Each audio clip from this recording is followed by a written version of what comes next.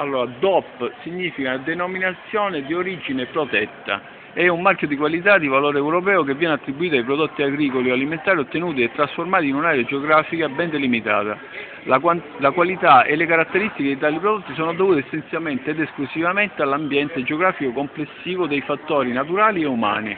Ecco perché denominazione di origine protetta. Questi sono i nostri prodotti siciliani con denominazione di origine protetta.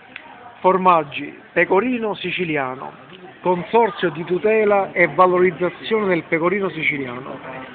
Piacentino ennese, consorzio di tutela del formaggio piacentino. Ragusano, consorzio di tutela del formaggio ragusano.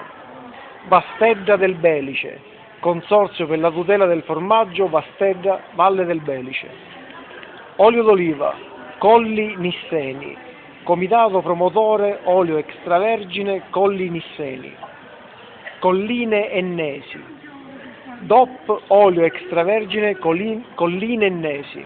Monte Etna, associazione produttori olio extravergine Monte Etna.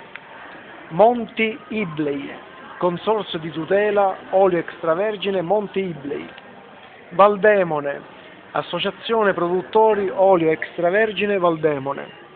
Val di Mazzara, consorzio di tutela olio extravergine Val di Mazzara. Valle del Belice, consorzio di tutela dell'olio extravergine Valle del Belice. Valli Trapanesi, consorzio olio extravergine Valli Trapanesi. Ortofrutta, arancia di Ribera, consorzio arancia Riberella. Ciliegia dell'Etna, consorzio di tutela ciliegia dell'Etna. Fico d'India dell'Etna, OP, consorzio Euragrumi. Fico d'India di Sancono, consorzio di tutela del fico d'India di Sancono. Nocellara del Belice, consorzio di tutela dell'oliva Nocellara del Belice.